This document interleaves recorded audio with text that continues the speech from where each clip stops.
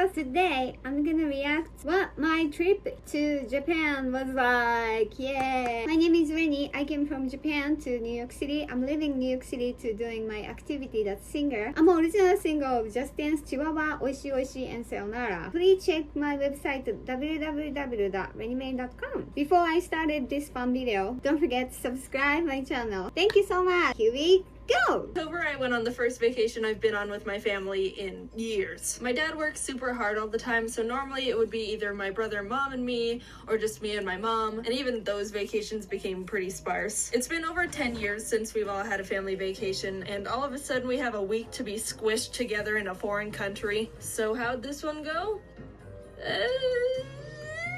Day one. We arrived at the Tokyo airport after a nice and easy 11-hour flight and got off the plane like, wow, I can't believe we finally made it. We've been planning and looking forward to this trip for almost a year, and it's finally happening. How do we get out of here? We walked around the airport for 2 hours trying to figure out what we had to do, which train we had to get. We lost Dad for like half an hour in the sea of Asians. I'd already expected the worst and thought he was dead. But no worries, turns out he wasn't taken out by the Japanese mafia. My mom had to get train tickets and he had to take care of the luggage, so we split up and planned to meet at a ticket counter. But little did we know there were two of them on opposite ends of the floor, and as the stereotype goes, they looked exactly the same. So my parents were just grumbling and waiting for each other to show up at the opposite ticket stand with no method of communication because we didn't have Wi-Fi yet. After figuring that out and getting to the Tokyo station, we had to use the subway to get to our hotel. None of us grew up in the city and using the subway was new to us, so we had to look at the train station map to see what to do. And is this the Windows 98 pipe screensaver? What is this? Props to people who use the Metro daily or even just know how to figure that stuff out, because that's like a whole Bill Gates secret code, and the consequence of making a mistake is paying to be plopped in an area you never wanted to be at in the first place. We didn't even know how to start reading the map, so my dad resorted to the only logical option. Do you speak English? Do you speak English? Konnichiwa. Please, help us. 英語話せるわけねえじゃねえか、外人のバカ。迷子になれ。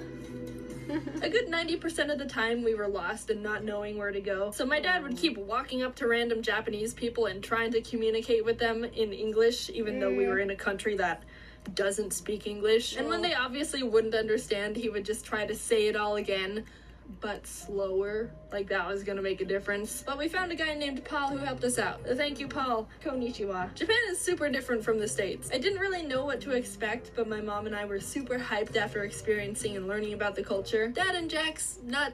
Yes, Japanese doesn't speak English. That's different than other country of Asia. Japanese only speaks Japanese. Our education of English is really bad.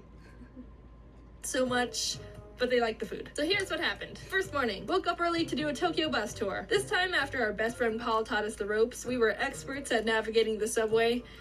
We got on the wrong train. We stopped at a cafe for breakfast, and it was at that point where I realized I wasn't going to be able to use the image translation app I downloaded to try and make communication easier while we were there. It would have been super awesome to just hover the camera over the Japanese symbols and have the phone immediately be like, hey, this is what this says. But it wasn't working the way I thought it would. I don't speak Japanese, but I'm pretty sure they weren't selling a surprised egg topped with the first time in fabric. His wife. I don't think that's a thing. Who married an egg and why is she so surprised? The tour was fun. We went to a forest with some shrines, saw some sumo wrestlers, went up the Tokyo Tower. Pretty cool Asian stuff. Second day, we walked on Japan's big famous crosswalk that looks like the B-movie's traffic system. Pressed F for the dog that waited 9 years for his dead owner to return from the train station. I love you, Hachiko. Went to a hedgehog cafe. Got on the wrong train. Mega Donuki! Spent way too much money at the Pokemon Center. Won nothing at a big arcade. And then collapsed into bed. I should probably slow things down a bit so you can really take in. Day whatever! Wrong train! Rice triangles! Tiny banana snack! My brother said it tasted weird. Walking tour! Oh god, my legs hurt! More noodles! Went to sleep. We had another bus tour around Kyoto, and one of the stops was this 1,000 golden statues temple that was really cool, and we learned about a bunch of gods, one of which I, a Pokemon master, already recognized since it was the inspiration behind Thundurus. Aww.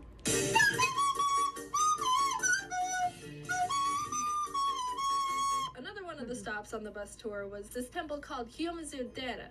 And there's a whole backstory to this place where some people would do this thing called taking the plunge, which was seen as a bold and desperate, extreme wish-making act. So it's simple. What you do is jump off the 43-foot temple balcony and not die. That's literally it. I'm not joking. In the Edo period, people believed that if they put their lives in the hands of Kannon, the god of mercy, you'd be granted a wish, given you don't die, because he doesn't give wishes to corpses. During that time, 200 people jumped, and 85% of them survived, which I'd say is actually a pretty good ratio. One woman apparently even jumped twice. Hey, my wish didn't come true. Well, I guess I jump again. Well, they don't let you do that anymore. Which I think is fair, I guess. Anyway, that wasn't even where I was going with that place. There's this little shrine area at the foot of the temple with 3 waterfalls, each representing either longer life, wisdom, or love. And if you drink from one of them, it's believed that you'd be granted that particular category in life. But you only get 1 drink.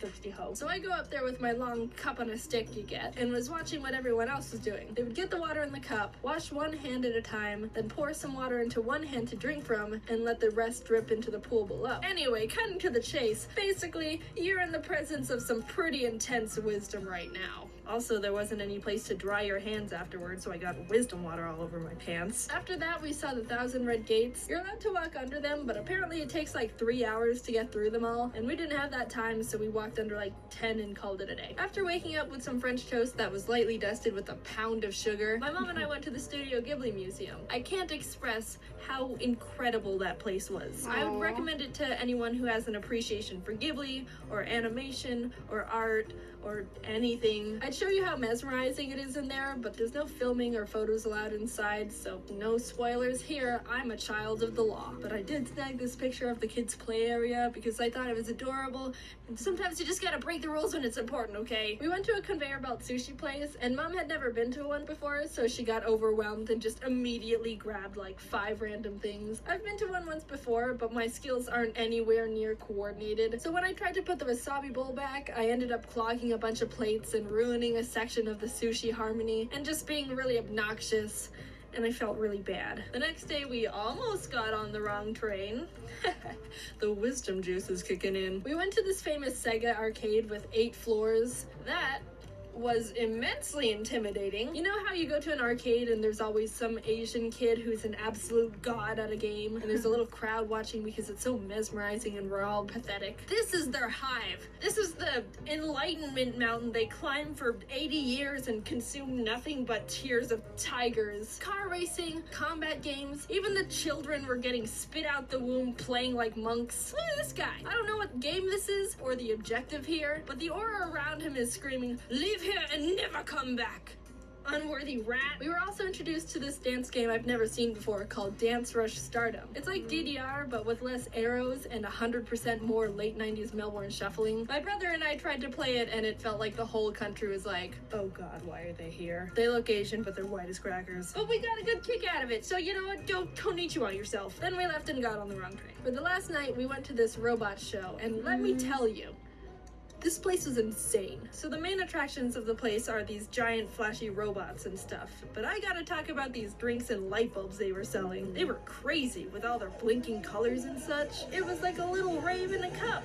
Like, dude, who comes up with this stuff? Benjamin Franklin wishes he did, I'll tell you that. You got to choose from like 4 drink choices, but most of them were alcohol, so I got this peach juice instead. I'm legally allowed to drink now, but I'm not the biggest fan, and who knows how outrageous the drink would have looked if I was a bit tipsy. Anyway, definitely one of the most insane things I saw, for sure. Top of the list of the entire show. Nothing compares to the little. Japan was so much fun, and it's become one of my favorite memories with my family. But the thing. Alright, maybe she enjoyed it everywhere for nice place of Japan. I'm glad. Even I never been to in Japan, that she visited. That's very cool. Also, she searched everything where she must need to go. Yes, always checking before to go to the trip. Then I miss Japan because it's pandemic. I'm not getting back home right now, but I will going home in this year, hopefully. In that time, I wanted to do a vlog for you guys. Thank you for watching. Please subscribe and see you next week. またね。にゃにゃにゃ。